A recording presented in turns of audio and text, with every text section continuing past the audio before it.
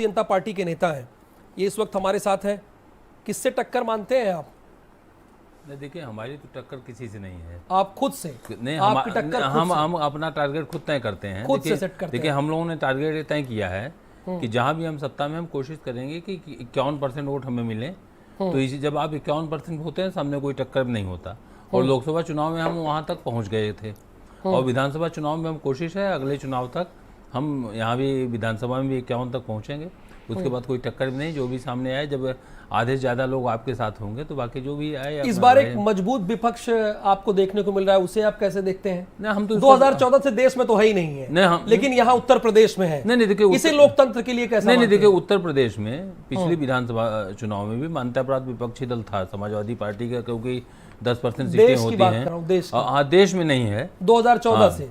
तो अच्छा विपक्ष है, ये लोकतंत्र की खूबसूरती है, वो अच्छा होना चाहिए, क्योंकि निंदक नीरे राखी आंगन कुटी छवाए, बिन साबुन पानी निर्मल करे स्वभाव।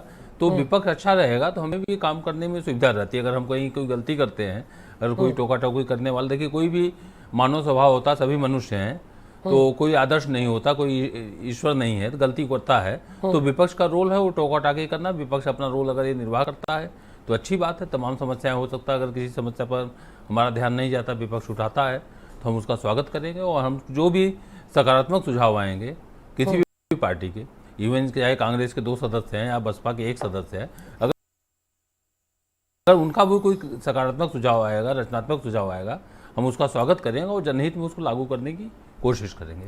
देखिए अरविंद जी और प्रदीप जी, सवाल पहले अरविंद जी से ही है। यहाँ पर ओम प्रकाश जी कह रहे हैं कि देखिए हम भी इंसान हैं, गलतियां हो सकती है, हमसे भी गलतियां हो सकती हैं। अगर आप लोग रचनात्मक तरीके से अपनी बात को विधानसभा में रखेंगे, पैरेलल विधानसभा नहीं बनाएंगे पिछली बार की तरह, जब जब सदन आहूत किया जाएगा उसमें सम्मिलित होंगे, अपनी बात को रखने की कोशिश करेंगे सदन के भीतर, तो उसको हम इंप्लीमेंट करेंगे। जाहिर सी बात है, ये तो लोकतंत्र के लिए वो अच्छा मान रहे हैं। नहीं राहुल जी, देखिए सच ये है कि कोई भारतीय जनता पार्टी इस बार 22 में पहली बार सरकार में नहीं आई है।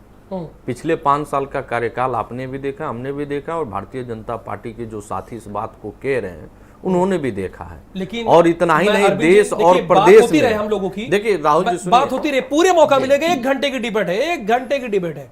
मैं ये कह रहा हूं, जो पिछली बार की आपकी सदन में परफॉर्मेंस थी वो हम सब ने देखी थी। सदन के भीतर आप बात करने के बजाय सदन के बाहर आप बात करने में ज्यादा यकीन रखते थे। मुझे वो दिन भी याद है जब आपने एक पैरेलल विधानसभा बाहर बना ली थी। तो ये सब कहां अच्छा है? जब जहां मौका मिले वहां बोलना चाहिए ना, अपनी बात को रखना चाहिए। अब आप कह रहे हैं कि पैरेलल बना लिया, मैं तो कह रहा हूं एक दिन था, मुझे याद है वो। नहीं, वो ठीक आप कह रहे हैं। भारतीय जनता पार्टी के 220 विधायकों ने भी तो बना लिया था महाराज। आप हम ही को क्यों दोषी मान रहे हैं? हम तो विपक्ष में थे ही। भारतीय जनता पार्टी के तमाम ऐसे विधायक थे जो अपने ही मुख्यमंत्री जी के खिलाफ धरने में बैठ गए थे। तो क्या कहिएगा? हाँ, ये जरूर है कि जिस तरीके से इन्होंने विपक्ष को कुचलने का प्रयास किया था, इस बार की जनता ने मजबूत विपक्ष दिया है।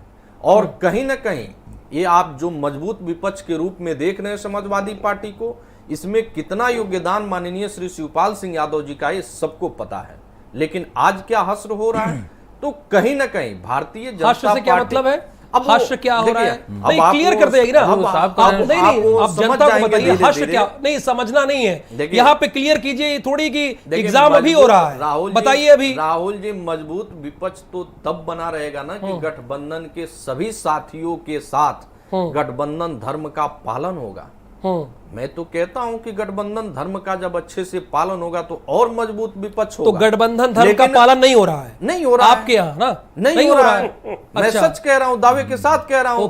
सबको पता, हमारे नेता आदरणीय श्री शिवपाल सिंह यादव जी अभी 3 दिन पहले भी कह दिए। तो जब गठबंधन धर्म का पालन नहीं होगा तो यही विपक्ष फिर से तितिर बितिर हो जाएगा, इधर उधर छिटपुटुक हो जाएगा और भारतीय जनता पार्टी से लड़ाई कमजोर हो जाएगी। जो लड़ाई जनता ने चुन के मजबूत विपक्ष के रूप में भेजा है, उसकी जवाबदेही खत्म हो जाएगी। तो मजबूत विपक्ष होने से जनता की जवाबदेही जो है वो कैसे बरकरार बनी रहे, ये विपक्ष के सभी नेताओं को सोचना चाहिए कि मजबूत विपक्ष कैसे बना रहे। जो 111 सीट भारतीय जनता पार्टी से किस तरीके से मजबूती के साथ अपनी बात को रखी जाए, चाहे वो सड़क हो या सदन हो। नहीं, उन्होंने बाद में ये कहा था कि जो गठबंधन दल के अध्यक्ष हैं या दल हैं उन्हें हम बाद में बुलाएंगे, 28 तारीख को बुलाएंगे, वो उन्होंने कहा था। हालांकि ये अलग बात है कि वो समाजवादी पार्टी के कोटे से ही विधायक इंतजार करते रहे। तो आप इस बात को कह रहे हैं जो शिवपाल जी की अनदेखी हो रही है, इस बात को कह रहे हैं आप? नहीं, सीधे सीधे देखिए, एक माननीय श्री शिवपाल सिंह यादव जी की अनदेखी नहीं है, और राजभर की भी हो रही है। तमाम लोग ऐसे नहीं, नाम ले लीजिए हाँ, ना, ये इसमें सच इतना है। बचते क्यों है? राहुल जी देखिए, हम बचते नहीं है।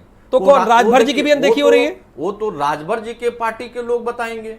तो तमाम आप बोले तमाम लोग कौन, आपके दल के? ऐसा होता है, मैं कह रहा हूं कि समाजवादी पार्टी के और भी तो ऐसे विधायक हैं जिनको नहीं एक चीज बुलाया आपसे गया। मिला मुझे अरविंद यादव जी, राहुल जी, हाँ। माननीय श्री शिवपाल सिंह यादव जी तो हैं ही, ठीक है, जिनको नहीं बुलाया गया। लेकिन और भी तो ऐसे दल थे जिनके विधायक समाजवादी पार्टी के सिंबल पे हैं और उनको नहीं बुलाया गया।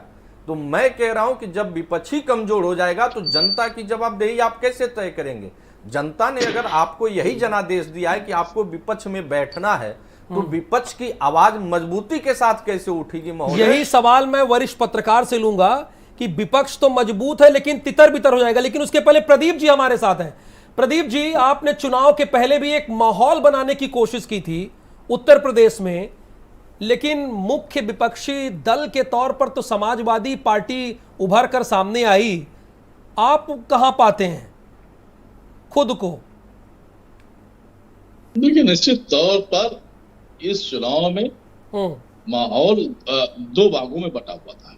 एक पक्ष योगी जी के साथ खड़ा था और एक पक्ष योगी जी के खिलाफ खड़ा था। तो ऐसे में तीसरी विचारधारा का कोई स्थान कहीं दिखाई नहीं पड़ रहा था। निश्चित तौर पर हम बार बार ये कहते हैं, पिछली सरकार में भी हमने इस अहंकारी सरकार को पूरे 5 वर्ष एक जिम्मेदार राजनीतिक दल के होने के नाते आईना दिखाने की कोशिश की थी। सड़क पे कोशिश की थी, सड़क से लेकर जेल तक कोशिश की थी। इस बार भी हम निश्चित तौर पर सरकार को महंगाई पर, कानून व्यवस्था पर, इनसे तो आईना वो दिखा क्यों नहीं पाए? इन्हें घेरते नजर आएंगे। तो वो आईना आपने दिखा क्यों नहीं पाए? चुनाव में निश्चित तौर पर हम अपनी बात इस प्रदेश की महान जनता तक नहीं पहुंचा पाए, ये हमारी कमियां हैं और इसकी हम समीक्षा कर रहे हैं। लेकिन हम बार बार ये कह रहे हैं, कांग्रेस पार्टी बार बार ये कह रही है कि हम पूरी ताकत के साथ सदन से बाहर सड़क पर। तो फिर अगर चुनाव हुआ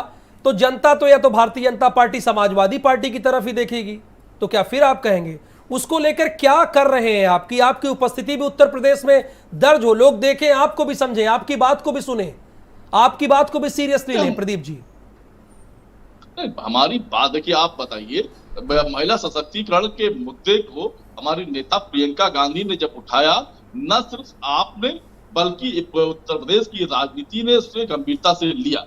लेकिन हम फिर एक बात कह रहे हैं, क्योंकि एक वातावरण बन गया था, एक पक्ष योगी जी के खिलाफ खड़ा था और एक पक्ष योगी जी के साथ खड़ा था। हम विकल्प नहीं बन पाए, ये हमारी कमी थी। हम अपनी बात देश के अंतिम नागरिक तक, प्रदेश के अंतिम नागरिक तक नहीं पहुंचा पाए। हमारी कोशिश होगी कि हम एक तो जब कोई व्यक्ति अपनी कमी जान जाता है, जब कोई दल अपनी कमी जान जाता है, तो उसके बाद कार्य करता है, अपनी मजबूती दिखाता है, कमी को दूरी करता है। तो उसके लिए अब तक आपने क्या किया? अभी तक किया क्या? हम महंगाई के खिलाफ जब पूरे देश में कोई आवाज नहीं उठ रही है, हम परसों ही उत्तर प्रदेश नहीं पूरे देश में महंगाई के खिलाफ हल्ला बोल करने जा रहे हैं और लगातार करने जा रहे हैं। जहां जिले में करने जा रहे हैं, हमारा प्रदर्शन होगा, हम महंगाई पे बात कर रहे हैं। हम आज सरकार नहीं, तो विधानसभा के पहले भी तो आपने कोई कोर कसर नहीं छोड़ी। देखिए, मैंने इंट्रो में ही कहा, सवाल में ही अपने कहा, प्रदीप जी सवाल में ही मैंने अपने कहा कि आपने विधानसभा चुनाव के पहले भी कोई कोर कसर नहीं छोड़ी। और एक दिन बाद, यानी जब सारे चुनाव हो गए सातों फेज के, अगले दिन भी प्रियंका गांधी ने रैली की, एक बड़ी रैली की, लेकिन वो कहीं दिखा नहीं। जनता आपकी बात समझ नहीं पा रही है ना, आपको सीरियसली नहीं ले रही है, सीधे कहे तो।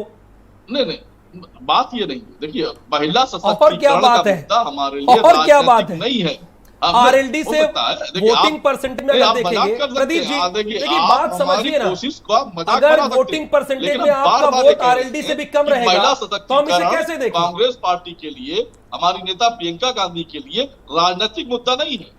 हम बार बार ये कह रहे हैं कि सरकार बनते ही पति को पेड़ में बांधकर पत्नी के साथ बलात्कार हो रहा है, यही सवाल तो कांग्रेस पार्टी उठाती है। हम यही सवाल तो हम कहते हैं कि महिला इमोशनल मुद्दा बात जब हम करते हैं तो इस तरह की घटनाओं को हम कहीं न कहीं रोकने की कोशिश करते हैं और यानी कोशिश आपकी जारी रहेगी। चलिए, अच्छी बात है, कोशिश जारी भी रहनी चाहिए। बंगाल में इन्होंने कोशिश किया, वहां शून्य हो गया, यहाँ तो हाँ, अभी खाता कोशिश खुला लेकिन हुआ है। करेंगे, लेकिन बोल रहे हैं ना वो कि देखिए हम कई ऐसे बिंदु उठाते हैं जो जनता को अपनी बात समझाते हैं, और हो सकता है कि जनता को उनकी बात समझ में भी आए अगर लगातार कोशिश करते रहे। ओम प्रकाश जी, हेमंत जी, मेरा सवाल आपसे ये है, देखिए यहां पर अरविंद यादव जी बैठे हुए हैं, साफ ये कह रहे हैं कि देखिए जनता ने एक मजबूत विपक्ष तो खड़ा किया है, एक जनादेश दिया है मजबूत विपक्ष के लिए, पर अब जब गठबंधन के लोगों को इस तरह से अपमानित किया जाएगा और खुद आप तितिर बितिर कर देंगे सदन में, तो कहां दिखेगा आगे चलकर? देखिए, यही तो दिक्कत है, जब विपक्ष सांस लेने लायक होता है तो आपस में ही उसमें तमाम और विकार आ जाते हैं, दिक्कतें आ जाती हैं। दिक्कत तो वहाँ है निश्चित रूप से। शिवपाल सिंह यादव के साथ जो व्यवहार किया गया समाजवादी पार्टी में, उनके अपने सगे भतीजे ने किया, उनकी अपनी पार्टी, जिसको अपनी पार्टी मान करके एक तरीके से पारिवारिक दशाओं में उन्होंने आत्मसमर्पण कर दिया, अपनी पार्टी का, खुद का, अपनी पर्सनालिटी का, अपने अतीत का, खाली इसलिए कि अच्छा विपक्ष है, अच्छा पक्ष बने। लेकिन उनके साथ जिस तरह का व्यवहार हुआ इसमें कोई शक नहीं कि ये है उचित नहीं कहा जा सकता, न सामाजिक दृष्टि से न राजनीतिक दृष्टि से। शिवपाल सिंह यादव की अपनी खुद की हैसियत है, तो भाई अरविंद यादव का दुख तो बहुत स्पष्ट है। अरविंद यादव का, शिवपाल सिंह यादव के जितने समर्थक होंगे, जहाँ जहाँ होंगे, सबको दुख हुआ होगा। शिवपाल सिंह यादव न्यूनतम अपेक्षा तो अवश्य करते रहे होंगे कि उनको सम्मान मिलेगा। आप लीडर अपोजिशन बन लेते, विधायक दल का नेता बन लेते, लेकिन उनको सम्मान पूर्वक बैठाते तो सही, बुलाते तो सही। ध्यान रखिएगा दो बातें, जब आप परिवार में ऐसा आचरण करते हैं जो आपका दंभ प्रदर्शित करता है, जब आप परिवार में रिश्तों की कद्र नहीं करते हैं, तो समाज उसको बहुत सकारात्मक दृष्टि से नहीं लेता है। 2016 में भी ऐसा हुआ, और अभी ध्यान रखिएगा, वो तस्वीर याद कर लीजिए, चुनाव के दौरान इटावा की तस्वीर, मैनपुरी की तस्वीर, अखिलेश यादव का विजय रथ, और उसमें नेताजी की कुर्सी वाले हत्थे पर बैठे शिवपाल जी, मासूम से शिवपाल जी, बहुत धैर्य है, बहुत जज्ब करते हैं। लेकिन यहाँ अखिलेश यादव को, चलिए भतीजा न सही, एक बड़ा नेता होने के नाते बड़ा दिल दिखाना चाहिए था, शायद अपनी छवि और बड़ी कर लेते, लोगों का लगाव उनके प्रति और बढ़ जाता। यहाँ वो चूक कर गए। अखिलेश अक्सर ऐसे मौक़ों पर चूक कर जाते हैं, और सीधी सी बात है, इसमें कोई छुपाने की बात नहीं। अरविंद यादव खुल के नहीं बोल सकते, हमने तो जो देखा है हम बोल सकते हैं। एक बड़ा अवसर था अखिलेश यादव को इसी चुनाव में, बहुत शानदार चुनाव लड़ रहे थे।